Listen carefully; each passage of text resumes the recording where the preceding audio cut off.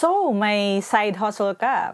Maybe a YouTube channel or a small business on the side. And you're asking yourself kung time na ba na mag full-time? Pag-usapan natin yan in this video today.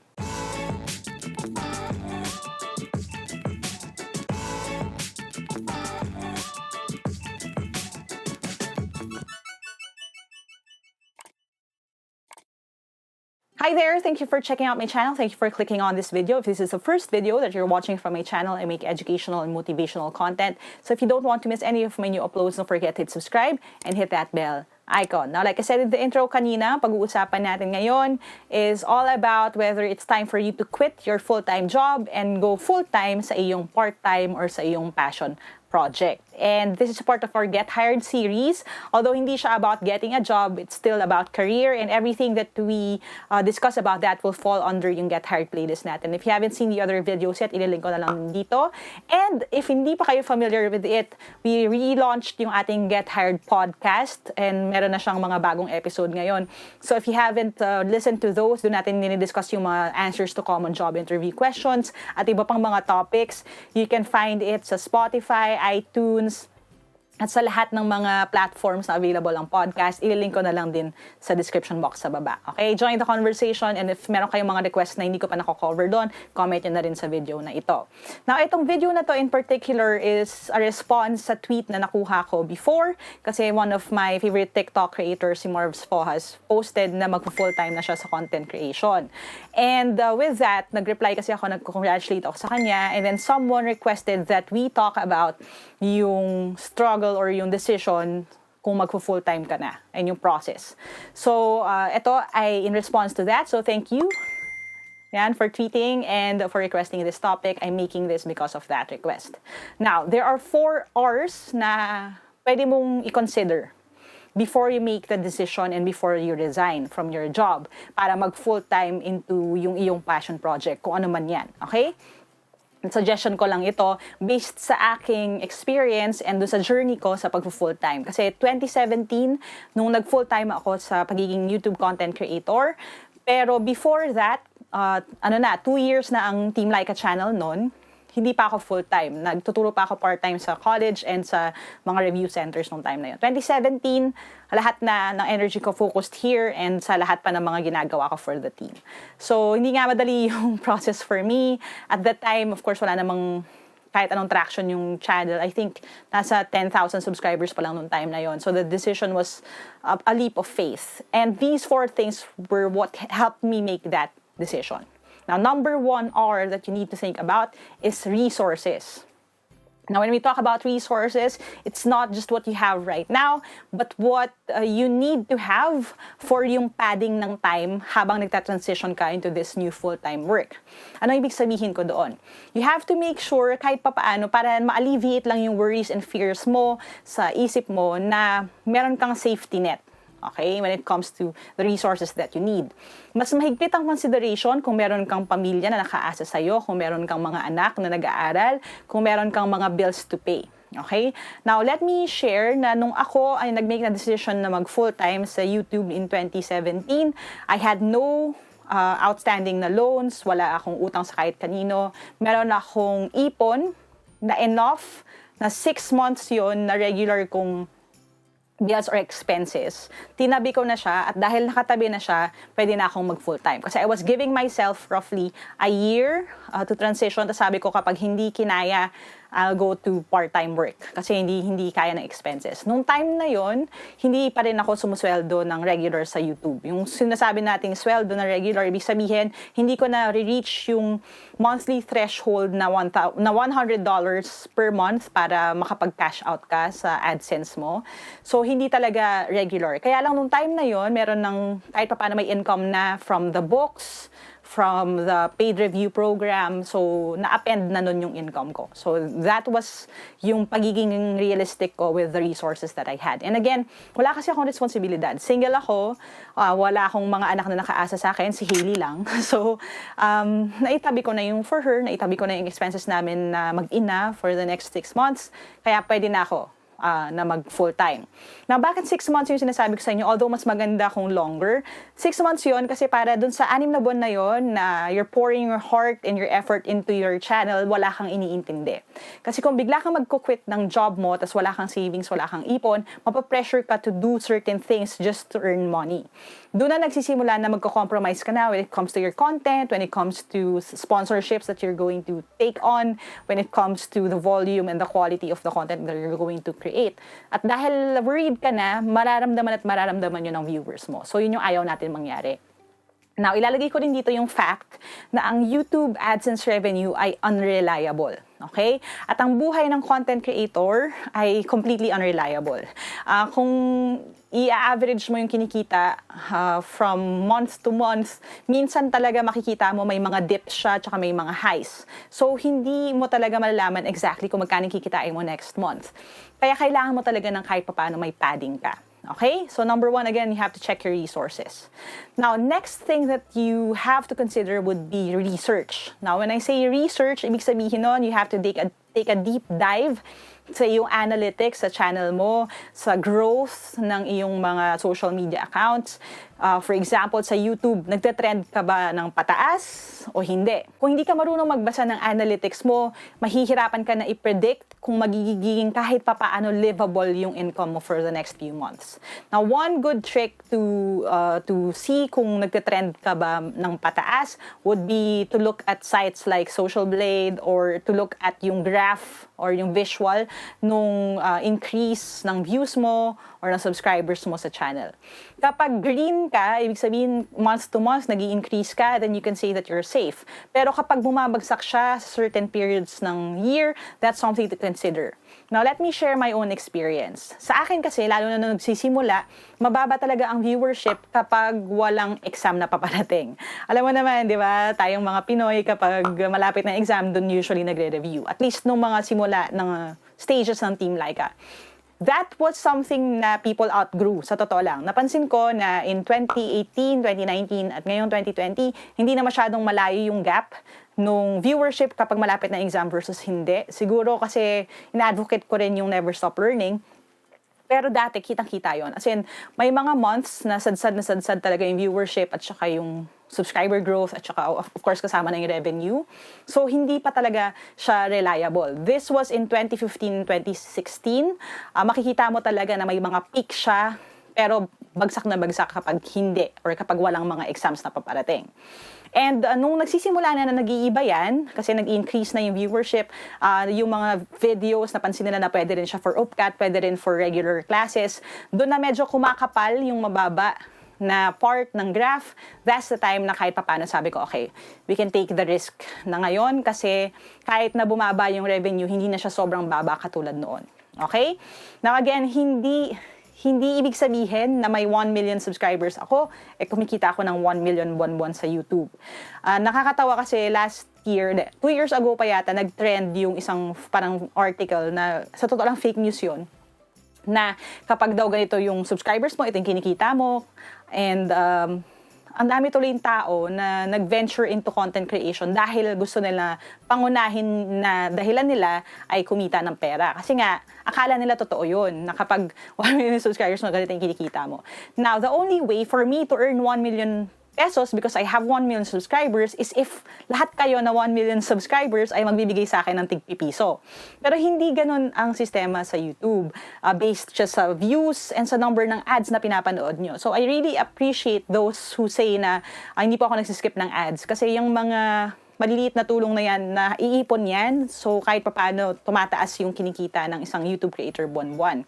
Pero aside from that, talagang completely unreliable yan. Sa totoo lang, kapag Filipino ang content mo, kapag Tagalog, kapag para sa mga Pilipino, at mainly Filipinos yung viewers mo, mas mababa pa yung tinatawag na CPM or yung kinikita mo for every 1,000 views. Sa ibang mga bansa, it can go up to $12 per mil. Pero sa Pilipinas, naglalaro lang siya sa $1 to $2. So, ganun siya kababa. And again, with me having a primarily Filipino audience, most of you are in the Philippines, syempre mas mababa rin yung kinikita ko. These are things that you have to consider when it comes to going full-time sa YouTube content creation. Kasi nga, again, hindi siya reliable. Now, if yun yung kino-consider natin and yun yung alam natin, what you can look at instead would be yung growth nga. Like every month ba nag-grow siya at least? Nagte-trend up ba siya? Ito bang spike na to hindi dahil lang may isa akong viral na video? O pwede ko ba itong maasahan na mag-carry sa akin through the entire year? Now, why do I say that? Minsan kasi may mga YouTube creators or may mga videos na nagte-trend. Ibig sabihin, tumataas talaga, milyon-milyon yung nanonood sa kanya. Pero ang problema, yung ganong klase ng behavior ng video or ganong klaseng pagte-trend ng video ay hindi reliable, hindi yun maaasahan. Walang perfect formula for that. Okay? Now, may mga content creators, of course, you have yung mga katulad ni Mimia, sabihin natin si Alex Gonzaga, na kapag nag-post sila, mataas talaga yung possibility na mag-trend yung video nila. Pero for a regular creator na walang celebrity status, gaya ko, dahil ang content ko educational, hindi naman siya funny, hindi siya shareable that way, hindi talaga maaasahan yung mga peak na yon. Kaya kung nagsisimula ka pala mag-YouTube, tas sinwerte ka, nagkaroon ka ng isang viral video na mataas yung viewership tsaka yung kinita nun, I don't want you to expect na ganun ang kikitain mo buwan-buwan. Okay? Kasi ang tendency, kapag nag-viral siya, syempre nag-fade out din yung relevance ng video na yun, bababa yun na bababa. Unless makakakuha ka ng isa pa na namang viral video, hindi ka kikita ng ganun buwan-buwan. Okay? Kaya these are things that you have to consider. Again, you have to do your research. You have to see kung, okay, healthy ba yung channel ko. If you have a YouTube partner, someone who is in YouTube and who helps you throughout this, maganda if you can ask them if this is a good idea. Okay? So again, do your research. Now, third thing, and fourth, medyo ikakabit ko na rin, you have to think about yung risk-return na concept. Now, yung risk-return, usually ginagamit siyang terminology for investments, as in stocks. Kung bibili ka ng high-risk stocks, high-return din siya. Ibig sabihin nun, kapag nag-invest ka sa isang bagay na mataas ang risk, na matatalo ka, mas malaki rin yung kikitain mo sa dulo. Pero iibahin natin yung konteksto kasi it's all about content creation nga and kung mag-full-time ka sa side hustle mo. Okay? Let's talk about risk first. Ano ba yung mga risks? And you have to really be honest with yourself. Ano yung mga bagay na i-risk mo if you are going full-time sa iyong passion project? Let me be open with mine, okay? Ano yung mga nire-risk ko? Number one kong nire-risk when I went full-time is yung aking future na degree, okay? Yung future na, yung future na career ko. Okay, I had options, of course. Like I said, I was in law school nung first salvo ko or first intro ko dito sa YouTube and I had to make that decision. Pero nasa age rin ako nung time na yon na iniisip ko, if I go full-time sa YouTube, there is a very real risk na hindi na ako magkakaroon ng oras na bumalik sa pag-full-time na pag-aaral sa law. So, I had to ask myself, am I okay kung sakasakali na pag nag-full-time ako sa YouTube, mag-take off siya at yun na yung magiging career ko for the next years of my life at hindi na talaga ako magiging abogado. Okay? Inisip ko rin kung sinusurrender ko na rin in a way yung pagiging psychometrician ko or pagiging psych major ko kasi para mag-further din sa career na yon, kailangan ko mag-aral, so kailangan ko mag-take up ng masters. Pero dahil nga mag-full-time ako into content creation, of course, wala akong oras para mag-masters. So, I have to put that on hold din. So, nire-risk ko itong mga career paths na ito na pwede kong pasukin. Okay? I was also risking the fact na pag ako ay nag-full-time sa YouTube at ito yung ginawa ko for the next few years, yung corporate na career ko will also have to be put on hold. What do I mean by that? Alam nyo naman na dito sa Pilipinas, especially kapag nag-uusap tayo ng trabaho, usapang trabaho, the longer yung gap mo sa pagiging employed, the harder it is to convince people to give you a shot. And this is me being very realistic with you, ha. I know there are exceptions and I know times are changing and I want for times to change na sana hindi na siya ganun kalaking bagay. Pero yun ang realidad. So kung inisip ko noon, kung mag-full-time ako sa YouTube and I fail, tapos I already devoted 3 years, kasi ano na yun 2015, 2016, 2017 ako nag-full-time. Kung buong 2017 at 2018 mag-full-time ako sa YouTube, tapos mag-fail siya, tapos babalik ako sa corporate company, 3 years, 4 years na akong may gap sa aking resume. And if you are considering going full-time, whether it's sa YouTube or sa business or any other venture na ito yung passion project ninyo, you will also have to think about that. Like, this is part of the risk. Okay? So, you have to be open and honest with yourself pagdating sa mga risk. Now, at the end of the day, sa akin, okay, ang resolution ko then was, okay lang. Kasi okay lang kahit hindi ako maging lawyer kasi by helping people pass PhilSat or UPLAE, I'm helping other people become lawyers. So sabi ko, okay lang yun. Okay lang sa akin na hindi ako makapag-aral ng Masters in Psych kasi mas kailangan ako dito sa ginagawa ko. Kasi at that time lalo, there were no people doing this. So I had to choose this kasi I felt na mas kailangan to. Like, ang dami naman ng ibang mga psychologists out there, ang dami ng, sa totoo lang may mga estudyante na ako, na board passer din. So, ibig sabihin, hindi na ako ganun kakailangan sa field.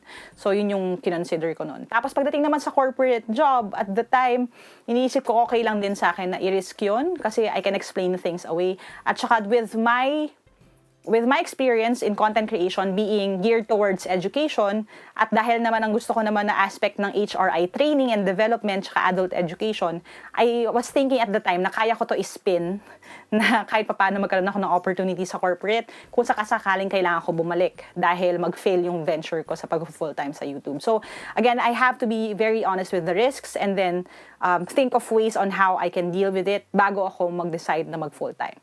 And then yung number 4 is yung return. Okay?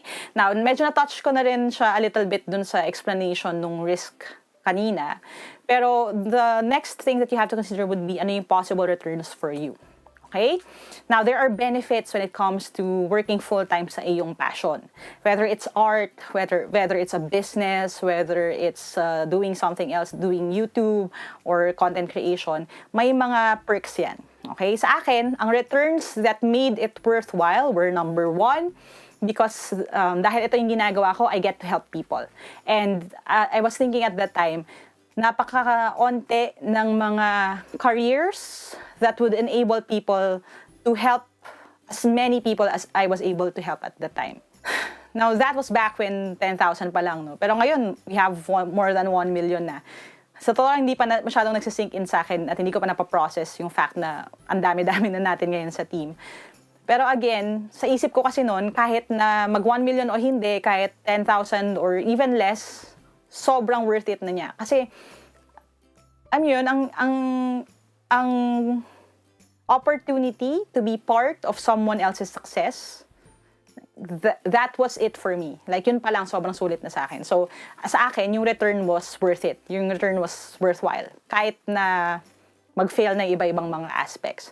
Another quick thing to think about would be yung fact na, kasi if I'm doing this, wala akong boss. So, I set my own metrics, I work at my own time. Although, hindi ibig sabihin nun na I work less, kasi workaholic talaga ako. Actually, better na ngayon, kasi mas naalagaan ko na yung sarili ko. Pero nung time na yun, talagang workaholic ako. I would film minsan 12 to 16 videos in a day. Talagang tuloy-tuloy ako. Tapos I travel pa to teach. So, may mga times before the exam, parang nagpapahinga lang ako para magpalit ng maleta, tapos lilipad na uli ako summer or aalis na uli ako. So, yun yung naging buhay ko noon. Pero okay lang yun sa akin kasi dati wala akong boss. Yun nga, I'm in control of my time. Tapos natutuwa rin ako kasi kapag off-season, ibig sabihin katatapos na ng exam, meron akong ilang linggo na kahit paano nakakahinga ako. I get to spend time with my family. I was able to raise Hailey kasi kung nagtatrabaho ako sa corporate, mahirapan ako mag-alaga ng aso. So, one of the reasons, honestly, kaya maganda yung training kay Hailey is because I was working from home. So, sa akin, big deal yun. It's a good return for my investment and for my risk. So, I took it. Now, of course, another return would be yung financial aspect. And you have to be, again, very honest with yourself pagdating doon. Now, let me say this, and this is me being really honest with you. When it comes to going full-time sa iyong passion, it's not going to be easy. There are things that you may have to surrender. Kasi ang growth, hindi siya nangyayari ng basta-basta sa lahat. So you really have to trim the fat pagdating sa mga pangarap. When I went full-time, may kasama na dun yung acknowledgement na I may not get a car as fast as my peers. I may not be able to move out of the house. Nasa bahay pa rin ako ng parents ko ngayon. Kasi nga, hindi ganun kalaki yung pera na pumapasok. Now, if you are someone na focused ka on these milestones, baka yung risk ng pag-full time sa passion project, hindi pa masyadong okay sa'yo. So, pwede mo siya i-forgo until makaipon ka na, makuha mo na itong mga milestones na to, and then you can do what you want. So again, you have to be honest with yourself kasi iba-iba yung pangangailangan natin. Okay? Sa akin kasi, okay lang yun. Okay lang na wala akong kotse, okay lang na wala akong sariling bahay for now. Kasi I'm willing to accept that para mahabol ko yung pag-full time ko dito sa content creation. Ang goal ko kasi talaga is to complete the library as fast as I could. So yun yung naging daan nun. So again, all these things you have to be really vulnerable and you have to sort it out before you file your resignation, before you quit. Now, why am I saying this? Kasi nung nauso nga yung idea na, ayun ako, ang laki-laki pala ng kinikita ng mga YouTubers or ng mga content creators dyan. Meron akong ilang mga kakilala na nag-message sa akin na parang, ano yung equipment na ginagamit mo? Ano yung kailangan mo? Ano yung mga ginagamit mo pag gumagawa ka ng video, software, ganyan. Tapos, when I asked them why, sabi nila kasi, magre-resign na daw sila, tapos gagawa na lang sila ng video or gagawa na lang sila ng YouTube channel. Tapos nagimbal talaga ako. Hindi yung gimbal ha, nagimbal ako as in na shukeneth ako dun sa pagkakasabi nila na yon. Kasi sobrang foreign yung idea na yun sa akin. Kasi nga alam ko yung papasukin nila. Na ang content creation is unreliable, hindi siya ganun ka-stable. Tapos, para mag-resign ka na wala kang savings, para mag-loan ka, para makabili ng camera na gagamitin mo pang video, you're putting so much at stake. And ang pag-full time sa passion, hindi rin siya para sa lahat. And gusto ko yung sabihin right now. Kasi kung nape-pressure ka kasi parang feeling mo, okay, hindi ito ang passion ko art, hindi ito yung gusto kong ginagawa the entire time. Let me say this then, before I end this video na medyo humaba na dahil talaga open heart surgery din ito sa akin. Sasabihin ko to, no? Minsan, by going full-time on your passion, tas hindi ka pa pala ready, minsan it can even destroy your love for that thing. Okay? What do I mean by that? Kung mag-full-time ka sa arts or sa painting, tas hindi ka pa pala ready, hindi ka pa committed, hindi ka pa honest with the risks and the returns, ang mangyayari would be, you would start, sabihin natin, selling out. You would start compromising. You will start chasing after money instead of the quality of the content. Baka mamaya makorrupt pa yung passion mo. Kasi instead of you making things out of the overflow, creating things because you want to create them, you will now start creating because you need to create. And I've seen so many people go on a downward spiral. We've seen it happen din sa creators dito sa Pilipinas and even sa ibang bansa. Na kapag naghahabol na sila ng deadline or ng kita, nag-iba na yung orientation nila, hindi na about passion and about wanting to talk to people, wanting to create, nasisira na yung buong proseso. So I don't want that for you. So again, before you make that decision, think of 4 things. Number 1, think about yung resources that you have right now and resources that you need to give you a bit of a safety net before you take the leap. Number 2, look at research. Okay, look at the trends. Are you growing? Is your channel growing? Is your business growing? Is this going to be sustainable? Is it going to be a smart move? And then third, think about the risks, the real life risks that it would entail. And if ready ka to take on the risk, think of the worst possible situation and think kung okay pa rin ba sa'yo yun. Kasi kung okay pa rin sa'yo yun, go ahead. And then number 4, think about the possible return. Like, is losing everything sa risk and getting something out of yung return going to be worth it for you? Kasi sa akin, the answer to that is yes. Sa akin, willing ako na hindi ako maging lawyer forever, hindi ako maging psychologist forever, as long as I get to make videos like this. And because of that, I took the leap in 2017, and like I said in that tweet, I never looked back. So this is my life right now. And if For example din, wag naman sana into the future biglang mawala ang YouTube as a platform. Okay lang din sa akin. Even if I have to go back to corporate work or if I have to rebuild my career, okay lang din sa akin. Kasi the 800 plus videos that we have, the 5 years of experience that I have right now, getting to talk to you, getting to be on different platforms and helping people, sa akin, ultimately, worth it all. So, yun yung decision ko, kaya ako nag-full-time. And if nag-iisip ka, I hope you find it din para sa'yo. Ano yung perfect decision for you? Kasi going full-time may not be the best decision for you. It may not be the best decision for you at this time, or it may not be for you at all. Lahat yan, you will have to pray about, you will have to think about, and you will have to make that decision. Alright, so thank you guys for listening, for watching, and that's it muna for now. If you want more, don't forget to subscribe to this channel, hit that bell icon. And again, we have the Get Hired Podcast Season 2 up right now on Spotify, iTunes, and everywhere available on podcasts. You can find the links in the description sa baba. If you have any questions for me, send them over dito sa comment section dito. Or if you want to reach out to me directly, get the reviewers that I made, join the online or live review events, you can go to www.facebook.com/Team Lyqa. Thank you guys for watching, and that's it muna for now. As we always say sa channel to, never stop learning. Adja, kaya niyan. I'll see you in the next video, and bye for now.